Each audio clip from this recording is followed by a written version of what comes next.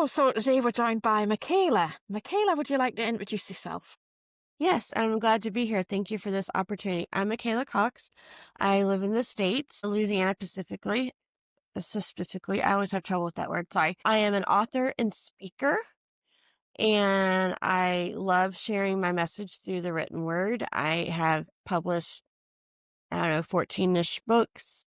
I have 6 different series. I write on a diverse variety of topics. But what I have talked about a lot is my own personal journey through life, which is what I call 38 Triple D, not what people think. It is a journey that has taken me from thriving to surviving a lot of different things, such as lifelong disability of legal blindness. Stateside, I know I can explain what that means. I don't know if it's a universal definition in other countries, but I know what it means stateside. But also, excuse me, I have traveled through a divorce when I was 26 and 05.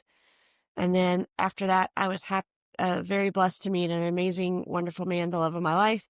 We were together for 12 years.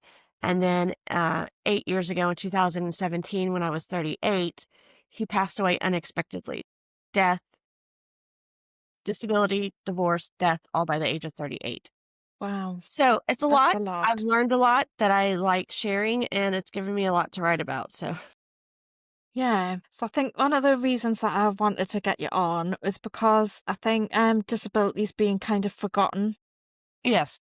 and it's not a high priority as much as it should be. Like where I live, if they're going to build something new, it's great because they incorporate accessibility, they really think about it, but the pavements are absolutely terrible. And like I've worked with disabled people before quite a lot in my career, so I understand like some of the limitations that people have when and it's not just people in wheelchairs, because that's what people think about, doesn't it? People think, Not disabled the only one. wheelchair.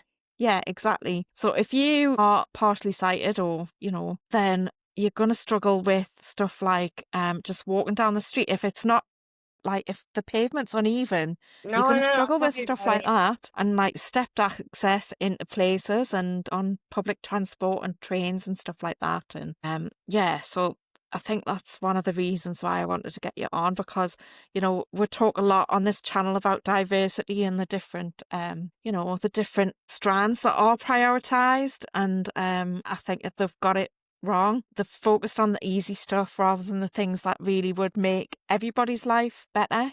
If someone who's disabled can access, then everybody can. Yeah. But I don't disagree with your point, and I think you're correct, but I also think there's more to it in that it's not just what's easy. I think oftentimes in any issue, whoever's the loudest gets Yeah, heard, and being the loudest doesn't make you the majority, it just makes you being heard. And yeah, I think definitely. because disability is easily swept underneath the rug and ignored, we don't have a voice, so therefore we're not the loudest and we're not the many. So it doesn't get heard, so therefore we don't have accessibility to the things or to being heard to rectify the issues that when someone else who's louder or in more numbers have the microphone. Yeah, I totally agree. We're not given the microphone because no one thinks about it because they don't have to. Okay, I get that. And then so therefore we don't have access to start changing things, so therefore it doesn't get changed. And like, so if you've got a disability, then probably a lot of your time and energy is focused on just living and getting through life and doing the things that you have to do and need to do, like, going to hospital and hospital appointments and medical appointments and whatever else you've got to do. And just like, everything takes longer. Like you have to plan more because to get Yeah. places. And so your time and energy's taken up with that. And then I you're am the not, uberest of uberest of uberest of planners because for what it takes me to do it, I don't drive, which okay, while I am really good at getting around things and figuring things out and pivoting and like if you can't move the mountain, you go over, under, or whatever the yeah, mountain. Driving is not a good idea when you're legally blind, so it's no, not safe. So I don't drive. I don't move that mountain. I don't try to figure that one out as yeah. far as making myself drive. So what most people think of, oh, I'll just go get in my car or my whatever and then go do. I have to think through all these extra steps just to do the normal. So the amount of planning is insane. I am like the best planner and I plan everything. It's ridiculous to prove your point. It takes Yeah, more. It's not your absolutely. typical process of, okay, I'm just going to go do this. No, it doesn't work that way. Can you tell us a little bit more about what it means to be legally blind? I Yeah. know that, like, I'm familiar more with the term partially sighted, but obviously there's different sort of levels of blindness. Well, stateside, a lot of people say visually impaired or Yeah, visually challenged, which don't even drives me crazy, but whatever.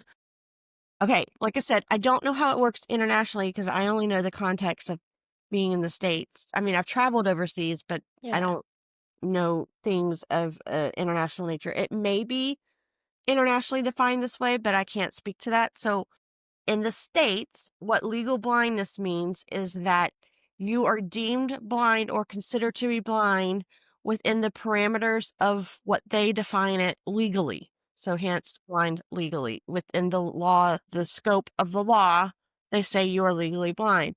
Stateside, what that means is your vision is measured at your acuity of, I believe it's either 22 or 2400. I think the visual acuity and how they measure perfect 20/20 sight, that's pretty universal, yeah, I'm 20/20 not vision. sure, Okay, but well, yeah, stateside, you're considered to have perfect vision at 20/20. I think that's pretty universal yeah, because it's yeah, medical. yeah. I've heard that before. Okay, 20/20 vision is perfect vision. Away from 20/20 vision stateside, if you're deemed acuity in a doctor's office and visual measurements of your ability as being either 2200 or 2400 uncorrectable, meaning you can't, it doesn't correct it to use contacts or glasses or whatever, then you are deemed as that is what the law says that is measured to constitute you being blind under the parameters and qualifications and criteria of the law. So, stateside, based off of that definition, therefore you have the terminology of legally blind, and that is where I fall. Okay. So Now, I'm assuming that you can see something. I You're can. not totally blind. No, I'm not. Now, I was born totally blind, and I don't know what your background is or your audience background, but from my perspective and in my background, I am a Christian, and that's what I choose to believe, each their own. Yeah, yeah. We believe in my family that I was given my sight at 7 months old because I'm going to show my age here, okay? I'll be 47 in November, so I was born in 78. Now, granted, we know a lot in modern medicine, but we don't know everything.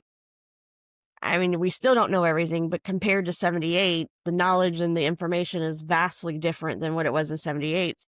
78, when I was born in Texas and was in Houston, which is where a lot of my medicals, because that's where I was diagnosed and discovered the issue. They didn't know crap, man, compared to today. They didn't know how has she been born blind, and then she's not supposed then why was she given her sight? She's not supposed to be seeing. They're outside of in my family. Obviously, as you get older, you have to have readers or bifocals. People have those issues. But there's no one in my genetic family, and my kids don't have it, thank God. Thank you, Lord Jesus. So it's not genetic. There's no family history of my particular condition, which we can get into in a minute. So in 78, I was deemed as a medical mystery and fluke. They didn't know what was going on. They didn't know why it happened. They didn't know why or how it got fixed. They didn't know what was going to come next with someone living with my condition. They were like, oh, well, we don't know what to tell you. But anyway, so yes, I do see, but even though I was born blind and was totally blind for the first 7 months of my life, and then I gained sight at 7 months, my condition and the root cause of it is not as simple as people would like to think. So when people say, "What can you see?" I'm like, it's not as simple as you would like to think. They're like, "Well, what about this? What about this?" Like, well, it depends. Is it morning time? Is it at night? Is it 2 feet in front of me? Is it 50 yards away? Is it dark? Yeah. Is it light? Is it contrast? Is it, so here's the deal, y'all. For me, and this is what I find interesting, and I hope this next statement doesn't offend anybody. I am not knocking any disability, okay? But I'm trying to draw a comparison to explain why I think this is interesting. When someone is paralyzed, that's the end of it. They just don't walk or they don't use their arms, which, okay, is horrible. All right, that is not what I'm saying. But that's pretty self explanatory in the sense of that's the end result cause. With vision issues, I swear you could have 50 people in a room with the exact same thing. And if one thing is off, it's going to totally, completely impact each one of those individuals the same, and you won't get the same answer. Visual issues, in my experience, are extremely intricate, extremely complex, and not the same. That's all I'm saying. So I'm not saying one disability is above the other. What I'm saying is visual issues are not as simple as you can't hear or you may not walk.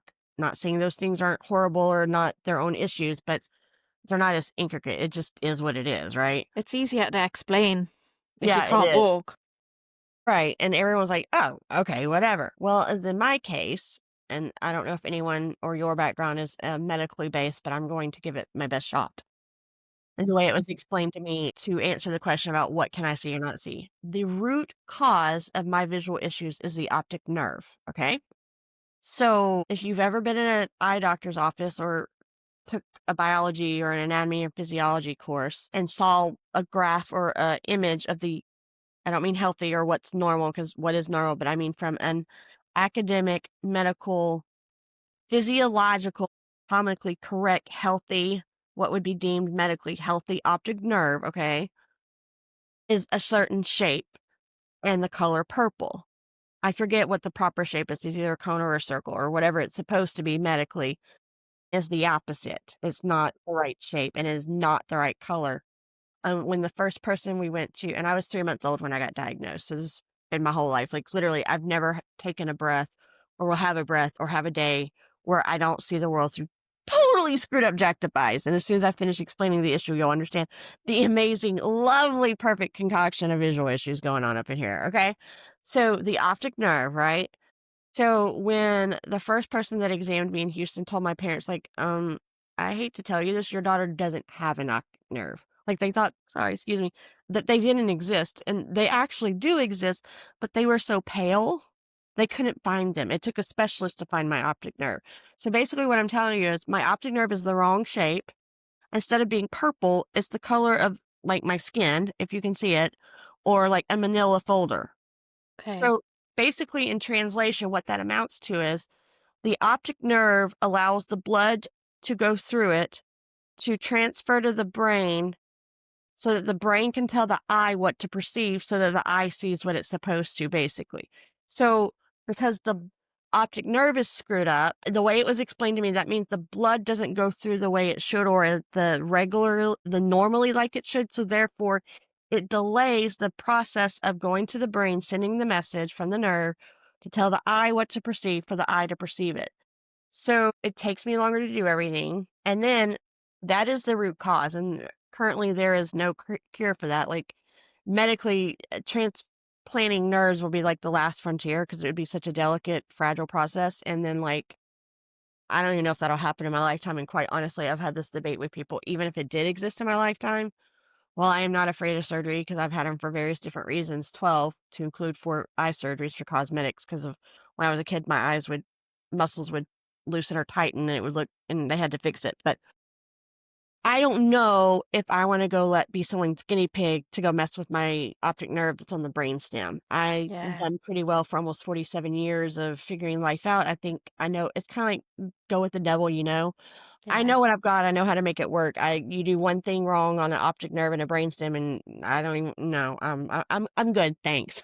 No, I understand that. It could make it a lot worse, couldn't it? So I'm like, Yeah. I think I'll stay put, even if that was to exist in my lifetime. I think I don't want. I'm not a gambling type of girl, so I think I'll stay put. But on top of optic nerve atrophy, I have nystagmatism, nearsighted. I have crappy peripheral vision and crappy depth perception. So it makes for a very lovely, complicated, complex visual ability concoction. Yeah. So hence why what can you see is not a simple question like people would like to think it would be. It's Yeah. like I said, is it bright outside? Is it at Yeah. night? Whatever. Have I been using my eyes for 4 hours writing or Yeah. whatever? Yeah. Is it small font? Is it big font? Is it enough contrast like black on white or white on whatever. It's just not simple No, I at all. totally understand that. But I thought it was useful to sort of gauge, to have a bit of information about what that means and what it looks like, Yeah. just to give a bit of context for. Well, what I can do better than necessarily describe all the things that I can do or can't do. I don't, like I said, I'm not familiar how people do this internationally, but I can tell you statesides. I was born in '78, so when I was coming up in school, it was in the '80s. It was in Texas and then Louisiana in the '80s and '90s and early 2000s, from kindergarten through college and um, grad school and all the things. Yes, so while I do live a normal life, I do things like everyone else does. I just find different ways of doing them. Yeah. I don't drive, so I hire people to take me places, or I have friends take me places, or when I lived on the East Coast for 10 years, which I loved, it gave me so much independence because they're amazing mass transit, which we don't really have in the South unless you live in a major town. But anyway, so I get rides, or, I arrange transportation for my kids because I do have two children. I'm a solo mom. My husband died. They were 6 and 3, and now they're just turned 12 and 15 because it's been eight Yeah. years. But so I find ways, like I said, if you can't move the mountain, like my vision is not going, my lack of vision or my legal blindness or my disability is literally never going anywhere. So if I can't move that, then I have to find a way under it, over it, around it, through it, whatever. So I do what other people do. I just do it differently. So I bet you're a really good problem solver. I try and be, like I said, I don't solve the driving problem 'cause that's No, not safe and not smart. but that's not that just because you can't solve the problem that you're not able to drive, it doesn't mean that you haven't solved the problem, if you know what I Exactly. mean? Because you're I still find getting other around. ways of doing it. Now, however, I just said I don't know what the driving age and what y'all do with teenagers driving in the UK. My daughter just turned 15 stateside, and in the state I live in, that means she gets her learner's permit this year, and then when she's 16, she will be able to drive. Oh, Well, happy that'll day. be great. Yes, I'll be very Yeah, happy. I do not have the usual attitude towards first-time teenage driving like my peers do. I have a totally different perspective on that. I'm like, "Yes, thank you. I'll finally have a driver." And then when she graduates from high school, because that's 18 in the States, my son will be 15, and so he'll be starting that process. So I'm entering into a 6-year glorious reprieve and driving logistics transportation issues. So I'm like, "Let's go. Let's do it." So I'm very excited. But anyway, so I don't drive. When I was in school in the '80s, they were all about exclusion. It seems like stateside, I mean, disability touches all issues. It touches socially, it touches legally, it touches employment, it touches culturally, politically, social policy, all the things. Education. They were into this thing where we were doing exclusion. So it was either you were out, and my mom fought for inclusion because there was nothing wrong with me other than my vision. yeah, I'm actually a very good in academic and very smart and do very well in school. It was just what can we do to accommodate our vision? So she fought that battle, which is an interesting topic in of itself because I believe anything in life is very important when it comes to advocacy, especially yeah, self-advocacy. And I've learned very quickly because of disability, as anyone who has a disability learns very quickly, one of the biggest things you can do and the huge piece of the equation of doing well in life with a disability is self-advocacy. That is a huge, huge, like half the battle is self-advocacy. So my mom was an advocate for me. My parents were, and she fought for me to be included and not excluded from the normal classroom. So from 5 years old all the way through grad school, I've had a myriad of variety of accommodations depending on what my vision was that year. What was I having? While the vision itself has never changed for me, it does for others, not for me. It's always stayed the same. Thankfully, it's never gotten worse. It's always stayed even kill. That hasn't changed, but new challenges are always brought up because as we grow, what we do at infancy or 2 or 5 or 10 or 15 or 20 or 25 or on as adults, we learn new things, right? So there's new challenges and different things to do at new stages and phases and places and things in life. So while the vision never changed, with each new phase and stage brought new challenges. So we had to come up with new ways of accommodating to find a workaround for me to keep doing what I needed to do. So that's why it always changed. I always had to sit at the front of the classroom. I always had front way seating. I always had accommodations for extended time and tests. Later in elementary school, and I had bifocals and trifocals glasses early in life compared to most people in like second and third grade. I don't wear them now because they don't really help anymore. So what's the point? In third grade, I had a little telescope to help me see the chalkboard. It was just for like one eye at a time, and I'd go back and forth. In fourth grade, we tried really, really, really, really, really large books. So I remember that took up like the whole, like I don't know if you've ever been in like a function, whether in a fellowship hall or a church or any other community organization where you have like these really long tables that are like really wide Mm-hmm. and you sit on one side and someone sits on the other side. So these textbooks in 4th grade were so wide it took up the whole table. So I had to go to one of the tables on the side of the classroom and I would sit on my bottom. I would sit on my knees and read the top of the page, and then when I had got down to the middle page, I would sit on my bottom and read the bottom of the page. And I would take these home, and they were massive books. Did not work. Was not. Mm-hmm. I mean, it was good for what it was, and I'm glad they offered it, but it was not the best solution. In 5th grade, we discovered audiobooks. Woohoo! Audiobooks! Yes, audiobooks. Because I have to be really dedicated to physically read anything in print. I prefer to be read to or do everything on audiobooks. Yeah.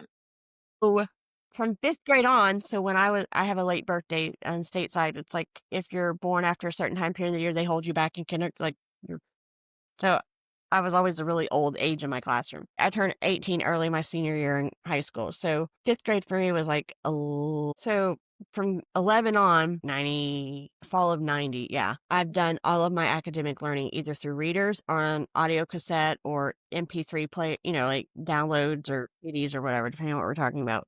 Yeah. So one of the problems that I have, which is ironic considering I'm an author, give me a spelling list in school and I'll memorize it and I'll ace that test every time.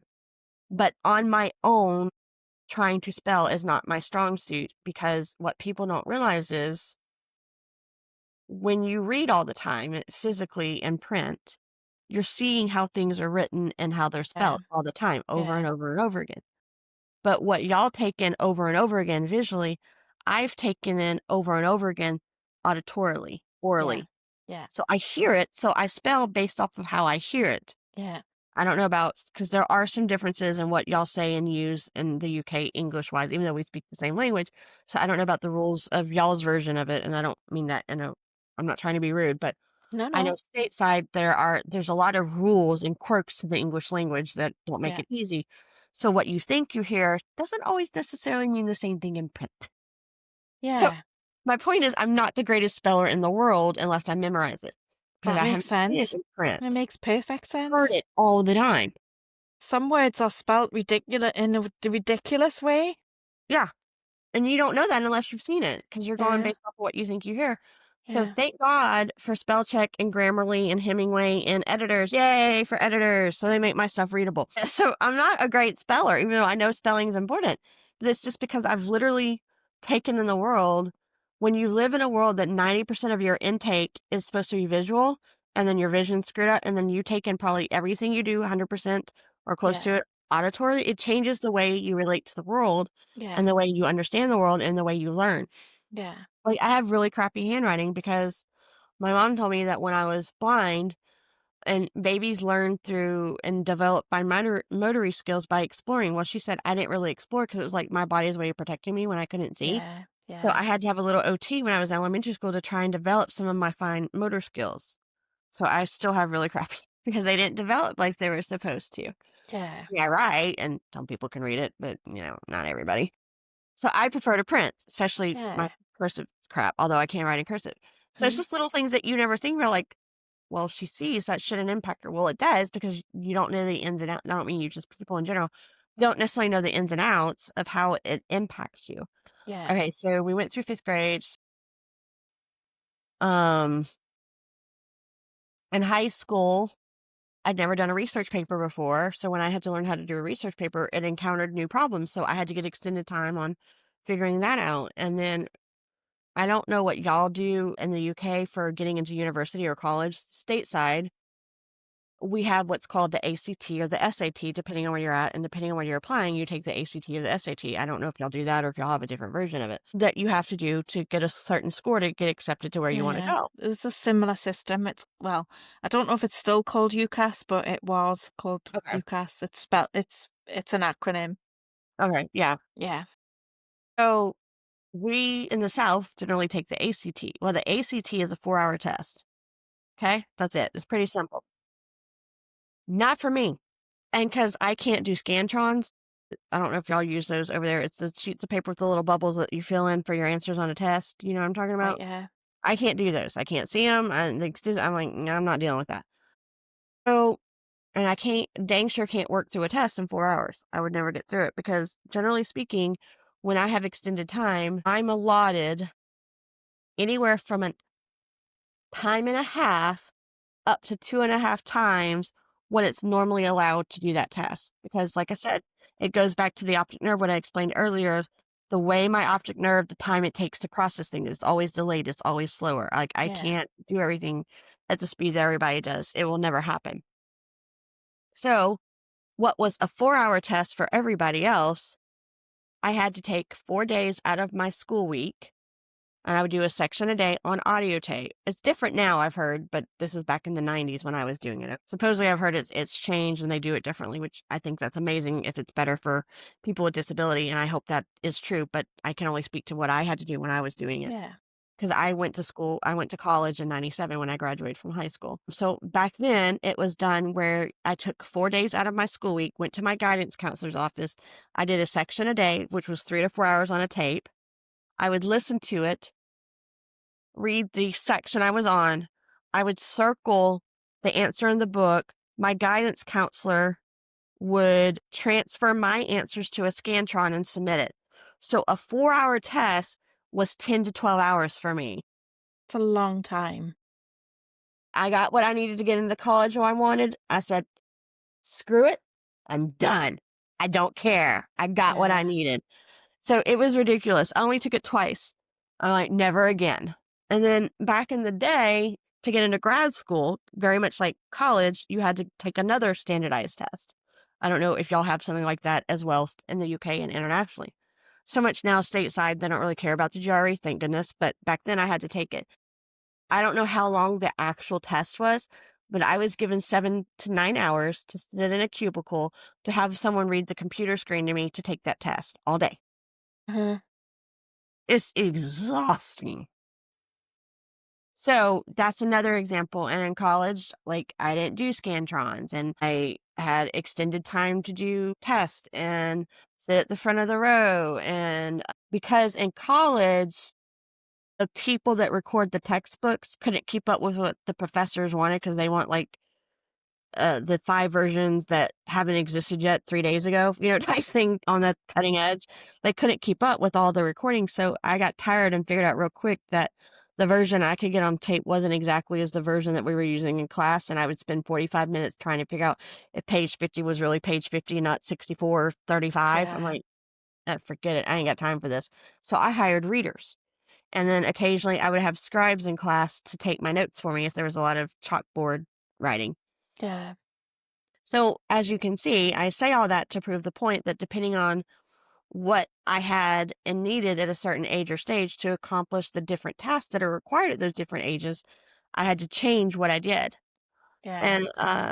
And in grad school, when I finally did complete and did a full program at grad school, I was living in New Hampshire because I was an adult and I was married to my husband that passed away. And I had just had my daughter who's now 15 and she was 8 months old. For whatever reason, I thought going to grad school when you have an 8-month-old was a fabulous idea. And then let's have another kid. And oh my God, like, he was doing military stuff and he was in grad school and we were married and happily married and had 2 great kids. But I'm like, why am I doing this to myself? Like, why was this a good plan? I don't know, but I got through it. I lived. So a lot of times I would spend my days. So I'm really good at academia, right? But it Yeah. takes me a really long time. Let me back up a second. So in college, I would go to class. I didn't work a part-time job in college because while I'm very good in academia, it takes up all my time. Yeah. Let's go back to high school even. In high school or middle school, I would come home, take about an hour break because I just used my eyes all day. I was exhausted, so I couldn't do homework right away. Like, my eyes were like, if you do one more thing, we're going to kill you. Not really, but they're like screaming at me, give us a break. We can't do this. So I would take a break. I would start my homework. I would stop for dinner and I would do my homework. And what it would take to do the normal workload, many nights through 7th through 12th grade, I was up to 9:30, 10, 11, 11:30 just to do what it took me to do the normal load because it takes me so long. So in college, I didn't work a part-time job because I didn't have time. And people think you Yeah. didn't have time to do a part-time job. And I was like, no, because what you don't realize is I go to class, I come home, work with readers for 20 to 30 hours a week while y'all are at a job to get Yeah. the reading done and the research done. And then when they leave, I still have to do my homework. Yeah. Okay. That was my job. So Yeah. in grad school, the point is the same, is that I was married, I was raising 1 and then 2 kids. My husband was in grad school. He was in military. It was a busy life, but we loved our life. But so I would, while playing with the kids and doing chores around the house, I would have the audio files playing and do my reading while I was doing my other life. And then when it was nap time and at nighttime, I would do my grad school work. And then on Saturdays, when he wasn't at drill weekend, because he was at first, no, when I was in grad school, he was always AGR, so he was always active guard, but still, even the boys that do this for the state year-round, they still every day of the week, they still have to go to National Guard duty to help facilitate the soldiers who are just the weekend warriors, as we call them, stateside. So, unless it was drill weekend, which was once a month, I would spend Saturdays, at a amazing chain, I don't know if y'all have it overseas, or internationally called Panera Bread. And so I would sit at Panera Bread for 8 hours doing the extra work that I couldn't get done during nap time and at night during the evenings. So when I got out of grad school 5 years after the fact, because I never just do one thing, like my undergraduate was a BA in sociology with a double minor in English and history. My graduate work was a degree in political science and American government with a graduate certificate of ancient classical history. Now, I chose to take longer in grad school because I knew I was married and had 1 and then 2 kids, and I didn't have readers this time around, so I didn't have any help. Yeah. So I knew I couldn't go full time. I would be academic suicide for me. So I did 1 class at a time. So it took me 5 years to do my master's and a grad certificate, which was fine.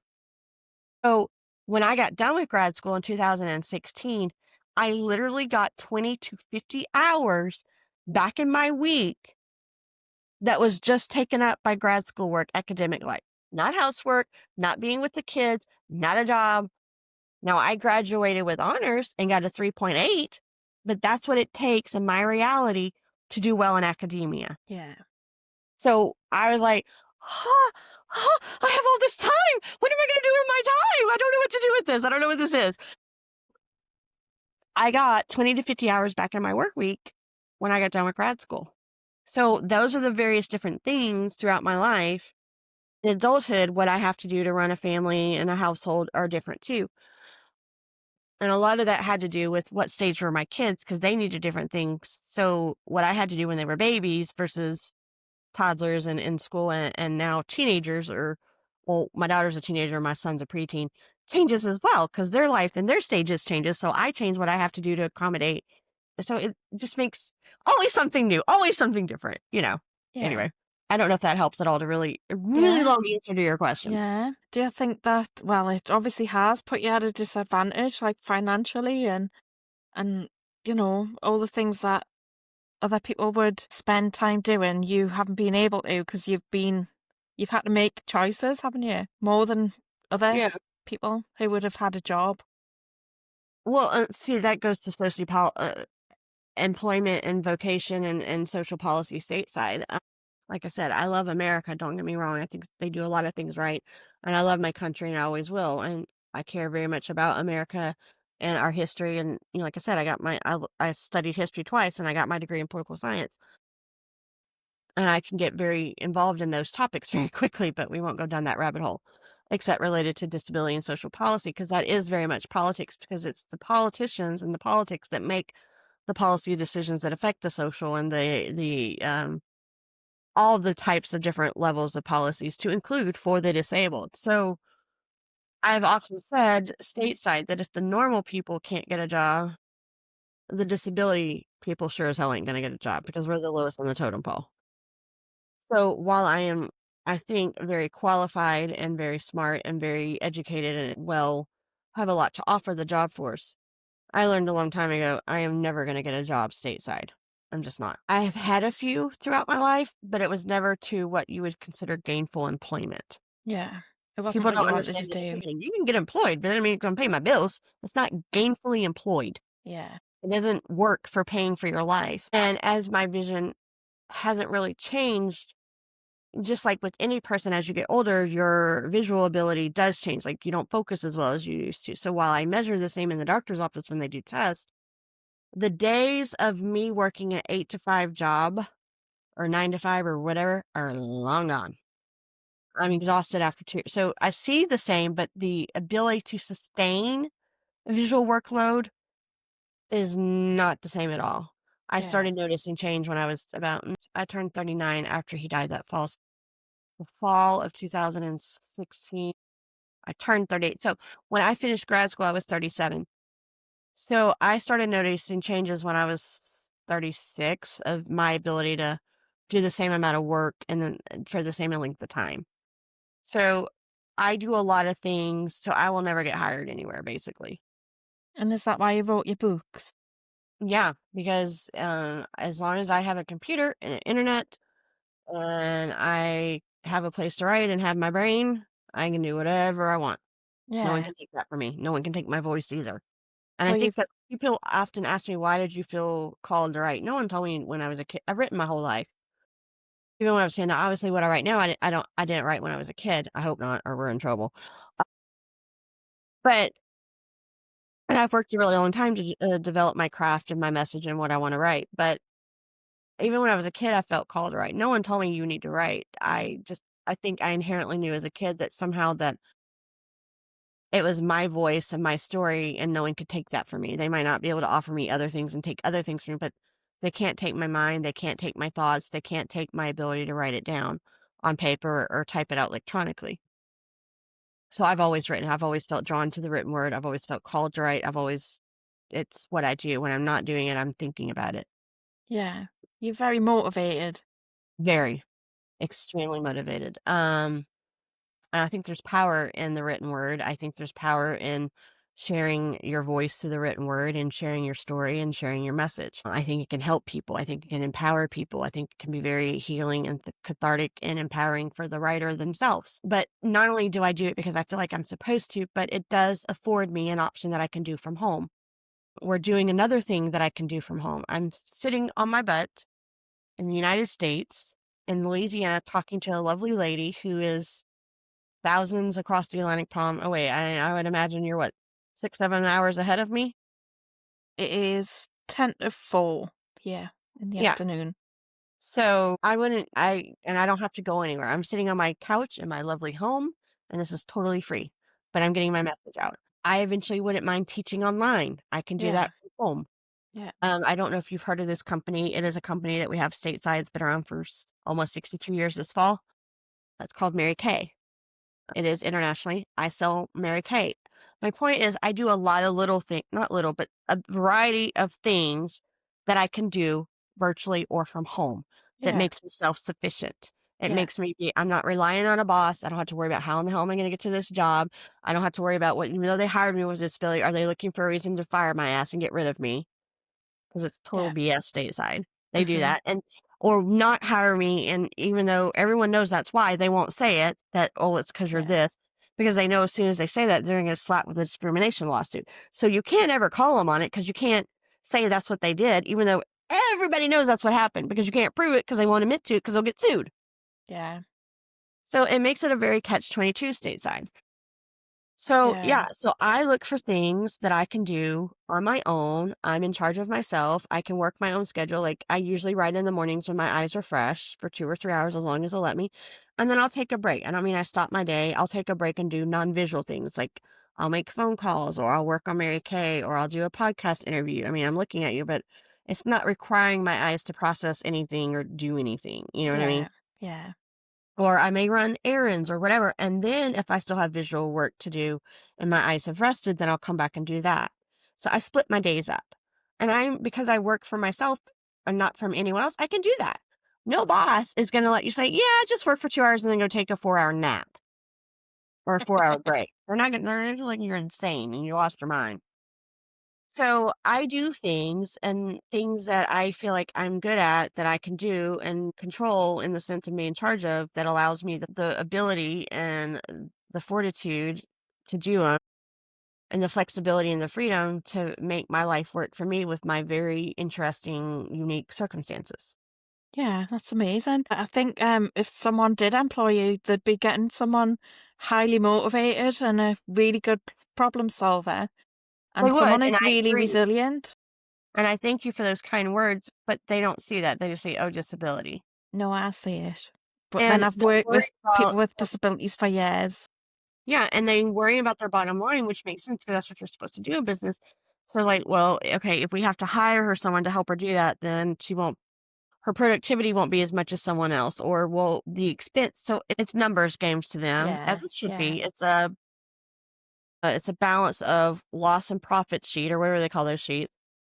And so it's like, well, if I can hire one person to do all this in 20 hours, why would I hire her to do it in 60? Or what will it take for her to do her job? And I don't want to. So it's BS. I mean, they have a fair point, but it's still BS because they're not doing what is done and what has been on the books for a while in America for a long time. They're not fulfilling their obligation. Now, let's talk about that. I don't know what y'all's version of the legislation or the social policy is in the UK or the United States, but internationally. Now, please yeah. don't misunderstand this next statement, okay? I am not knocking anybody individually to have It's okay. rights accessible to them. I'm explaining something that's happened in America, okay? I am happy various different groups in America have rights that they were not once afforded. That is not my point. My point is, it wasn't until 1990, which is 35 years ago, that the disability population and part demographic of our society in America had a major piece of legislation on the books. Now, we as a country have been a country since 1776. So 200 and let's see if I do my math right. I'm not the best at math. 14 years later, we finally had one piece of legislation on the books. The point is, after women's rights had happened, as the right to vote in 1920, I believe it was, after the civil rights movement that the blacks and the African Americans got their rights, as they should, okay? After even the LGBT, at the time it was not called that, the gay community got their rights, which, Yeah. okay, fine, whatever. The point is, after all the different various groups that finally achieved having rights as they should, whether they were long overdue or not, we did not have any in America until 1990. Wow. That was the year that the American Disability Act, the ADA, I don't know if y'all have heard of it, got on the books. 1990, 35 years ago, the only and major piece of legislation this country has ever seen related to the disability people, population, demographic, whatever you want to call it. So my point is, think about that. And that was 35 years ago. We're Yeah, talking modern history. yeah, After, what, was it 89 or 90, the Berlin Wall came down? After the Berlin Wall fell down, people. yeah, Modern history we're talking about, okay? yeah, I mean, it should have come down. I'm not saying that, but we're not talking the dark ages. This only happened literally not even half a century ago. In a country that's been around for 200 years, going on 250 years, we've only had one legislation in what will be by next year in the last 50 years or ever.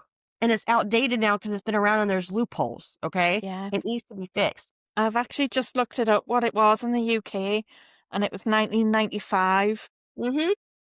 Because I know about the Equality Act, which Okay. came in 2010, but which replaced that, but it's cocked it all up because people with disabilities in 1995 and between then and 2010, they had a specific act for disability, and now it's been mashed into all these other Well, in the stateside, things. they haven't caught anything up. It's still the 1991.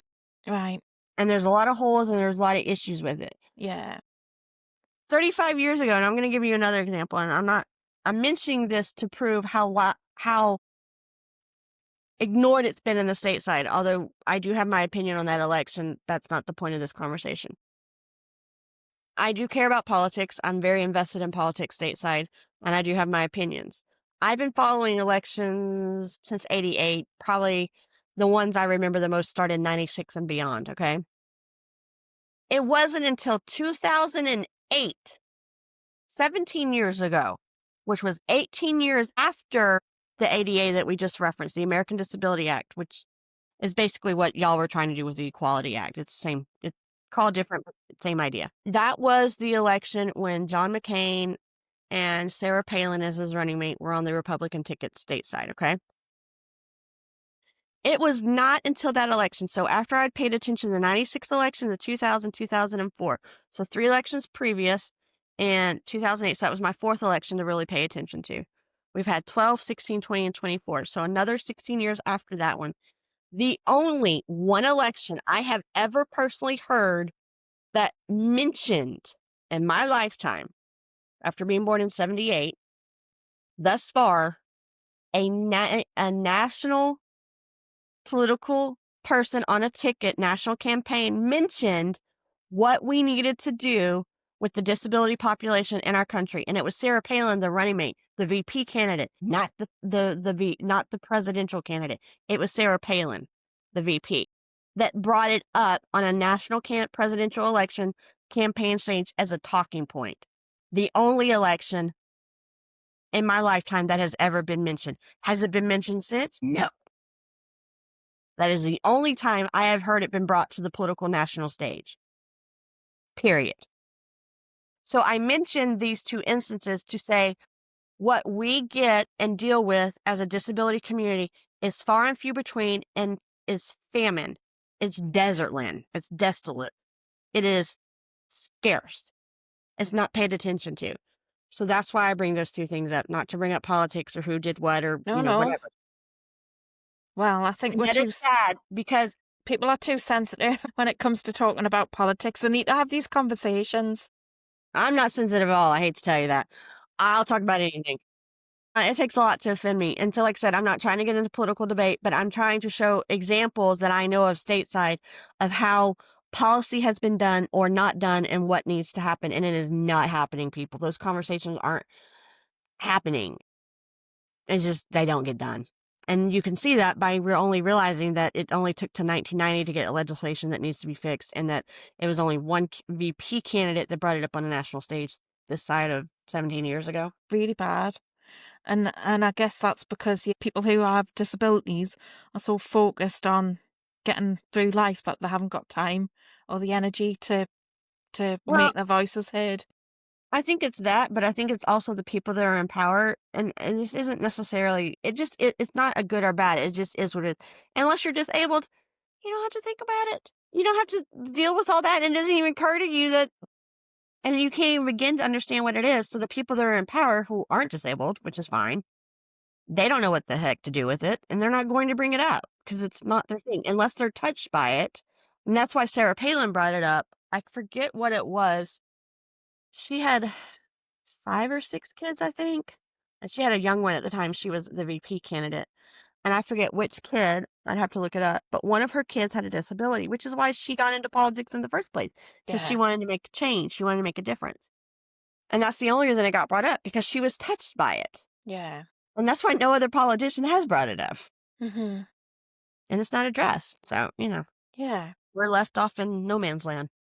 So do you want to tell us a little bit about what some of your books are about? Is there a theme or are they I have all a series. different? Yeah, they are. I have a series on my life. It's called Now I See. It talks about what it's like to have lived with this. And then the next books will be mainly be dealing with the journey that I've traveled through grief and loss. And then out of that, I wanted to create a series called Finding Grace Through Grief to be a more practical approach to help people who are really dealing with grief and loss. And actually, the thing I'm fixing to start right now, and that's what I'm working on, I realized I've created a course or a study that I'm fixing to launch to walk people through 16 weeks of what they need to be equipped to navigate grief and loss. It's called Finding Grace Through Grief.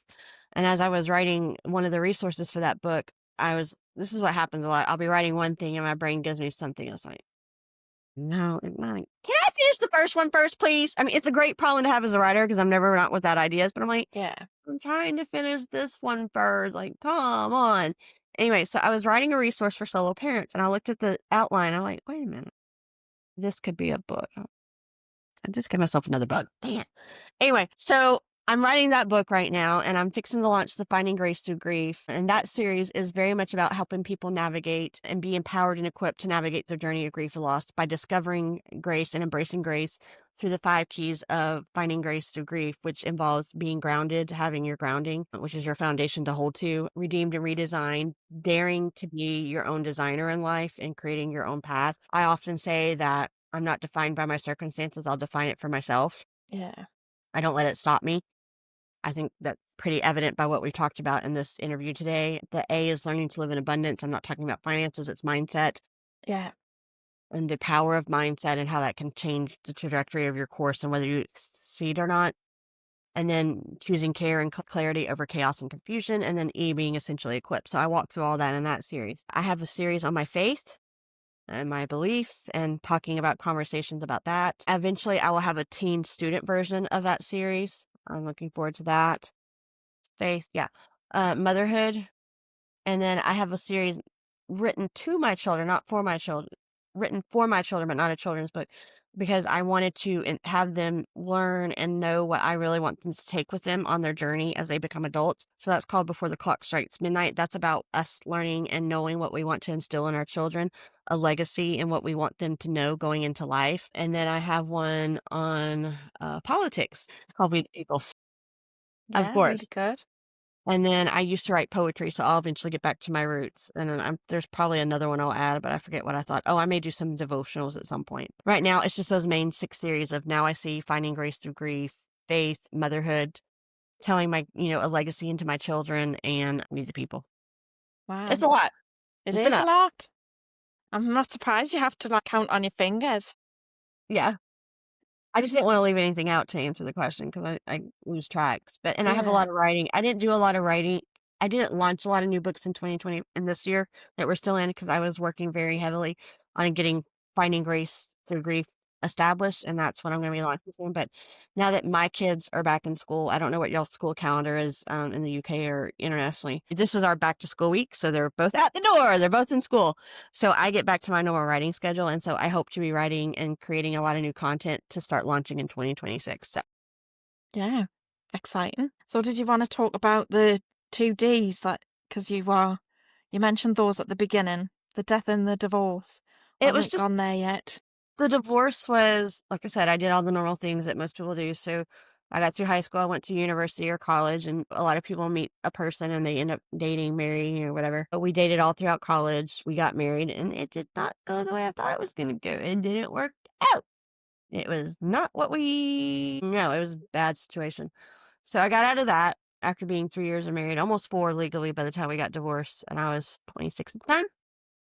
So that was that, and I moved on, and I was trying to figure out what I wanted to do with my life in that year of being separated and getting divorced and then figuring out what I wanted for myself, and then I met John, who was amazing, and I don't know, it's been out for 20 years, but I'm guessing it went internationally in y'all's box office as well. The Notebook. I don't know if y'all have watched it or heard of it. It was a movie put into film by Nicholas Sparks. It was a love story, and that was very much our movie. And he was the 2 main characters were Allie and Jonah. Not Jonah, Noah. I was his Allie, and he was my Noah, and we had that love story. And so I lost him in 2017. My kids were 6 and 3, so the last 8 years have been very much about figuring life out and navigating grief and loss and getting our lives back together. So I really didn't write for like the first year of that because I was too busy. Kind of like what you were saying about disability, when you're busy just managing life and surviving, you don't really have time for anything else. So I had to get my Yeah. kids situated and get them steady and stable and a life for us going. And then eventually, as I could catch my breath and figure out, because writing is such an intrinsic, inherent part of me, I turned to my writing for, it was just came natural to me. And then I started writing again. A lot of the ideas in the series that we talked about, I had in grad school, but I couldn't write my own stuff because I was too busy writing for the professors. Because, like I said, I don't have a lot of time when I'm in school.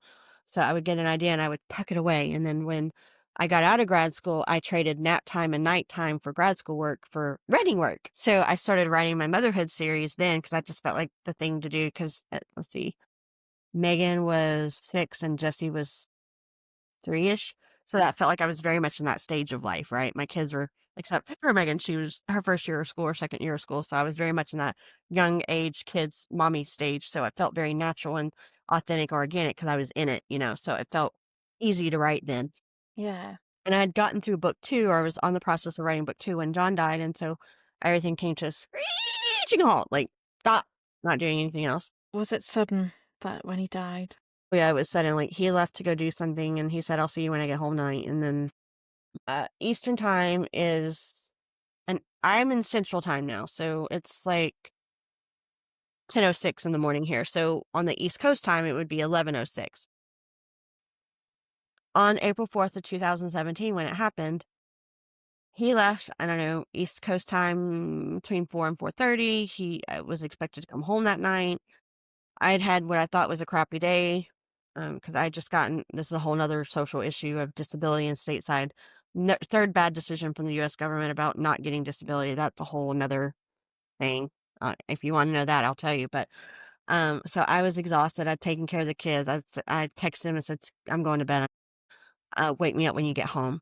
And that was at 8:24 East Coast time and or a little after 8, and then I was in bed. I was tucked in, cozy, comfy, snoozing off, into sleepy dreamland, and I hear a knock at the door. And if you're home, I'm glad, but just get your keys out, open the door. I'm cozy and comfy. I don't want to get up. Just yeah. I was kind of aggravated. Okay, so yeah, I'm like maybe he'll just open the door and come in and come join me. I heard another knock. I'm like, I went downstairs and I was expecting it to be him, and I thought, what if it's not him? Okay, fine. So I uh slightly opened the door because I didn't know if it was a neighbor or whatever, and I wasn't decent per se. So, and it wasn't. It was the cops. Okay. I said, they asked me if I was Anna Michaela Cox. I said, yes, I am. I said, what is this about? He said, we need to talk to you about your husband. I said, what's going on? What is this about? Can we please come in? I said, I need to know what this is about. So we'd like to come in and talk to you. I was like, okay. I had to close the door because, like I said, I wasn't decent. I really wasn't decent. I was indisposed. So I had to grab a blanket off the couch that was nearby and wrap it around me. And I reopened the door and they came in my living and told me that my husband had passed away. And this was 9 o'clock East Coast time when this all happened.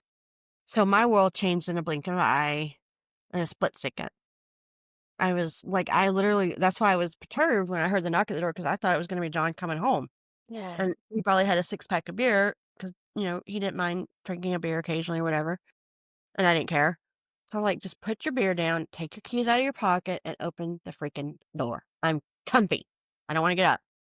And it was not John. It was not what I had expected at all. And everything changed from that moment on. And it's not been the same since. And so it started me into a life of automatic widowhoods, military widow at that, solo parenting of, like I said, my kids were 6 and 3 at the time, not the youngest ever, but pretty young in life to lose a parent. Yeah. And now they're 12 and 15, and it's been 8 years past, and we live in Louisiana, and it was a whirlwind. I was devastated. It was earth-shattering, and Yeah. I've been trying to figure all that out, and that's exactly where finding grace through grief has come. I don't have all the answers. I know more than I knew on April 4th or even in the beginning of my journey through grief and loss, but I know a lot more than what I knew then. I can take the golden nuggets of truth and life lessons chalked with wisdom and share that with the people of what I've learned and help them along their way. But it's been hard. It's not easy, but we all have a choice to make. We're either going to be defined by our circumstances and accept it and not do anything or just figure it out, or we can choose to not be defined by our circumstances and be an overcomer. And oftentimes, when you choose to overcome and thrive and not just survive, while that is a choice, once you make that choice, the way that you have to do it is not a choice because you're Yeah. overcoming whatever limitations or adversity you have. So I've just always done what I had to do, whether it was through the divorce or the disability or now grief and loss with the disability. I've always done what I had to get it done and not quit and not stop and not give up. And so I briefly walked you through the 5 keys of finding grace through grief. It's something I learned early in life because I learned it with the disability. And then when I went through the first marriage and the divorce, I thought, wait a minute, what to do? I know what to do. I'll just do what I did before again. And then when John died, what do I do? So it's the same skill set that I applied when I was disabled and I still have to use because I'm still disabled. I applied it again when I got divorced. I Yeah. applied it again and still use it with my disability and navigating grief and loss because overcoming is overcoming is overcoming once you choose to overcome. It's like a muscle memory. It's the same skill set that it takes to overcome. Now, while yes, true, we all have different adversities. My adversity and struggles are not the same as someone else's, and vice versa. And each adversity may come with its own idiosyncrasies or intrinsicness to it, and different things to work through or work around. But what the skill set requires to work around something is the same thing, whether it's a financial adversity or a medical or a physical adversity or a disability or a relationship adversity, like divorce or whatever. It's all the same in the sense that what you need to overcome that is the same. And so I feel like the system that I briefly went through with the 5 keys of grace is very universal because no matter what you're going through, you can use those things to find your way and navigate your way through that adversity and overcome it. Yeah. Because none Def- of us are going to get out of this life unscathed. We're all going to face something at some point. It's not a question of if, it's a question of when, to how many, what kind, and to what degree will that adversity be. So we have to figure out in life, do we want to be a deer in life, frozen, not knowing what to do, staring into the headlights of life? Or do we want to just succumb to it and not survive it? Or do we want to be equipped and know what we want to do and go do it and thrive and overcome it? Because life, Definitely. whether we like it or not, is about choices. Our whole lives are made up of choices. And oftentimes the choices we make string together create the path we go down. If we'd made one set of choices, we'd end up in one direction. If we made a different set of choices, we'd end up in different choices. And some people say, well, I don't want to choose. Well, in not choosing, you're still making a choice, whether you want to Yeah, or not. So it's absolutely. still about choices. Yeah, It's just what are you going to choose? And then once you choose it, you have to decide what you're going to do with it. definitely. Well, I think that's a really good attitude for life. Michaela, thank you so much for coming on my podcast. Is there Thank you anything that so you'd like to promote? Well, my books are on Amazon.com. I hope to eventually branch out into like audiobooks and brick and mortar. I'm trying to figure that out right now. Yeah. My main projects right now are writing my next book and launching Finding Grace Through Grief, but I can be found on Amazon.com, and that's where all Put a my link books. in the description. If you send me a link, I'll put it in the description. Okay, great. Yeah, but thank you so much. It's been really good, interesting talking to you. I've enjoyed talking with you as well. Yeah, thank you.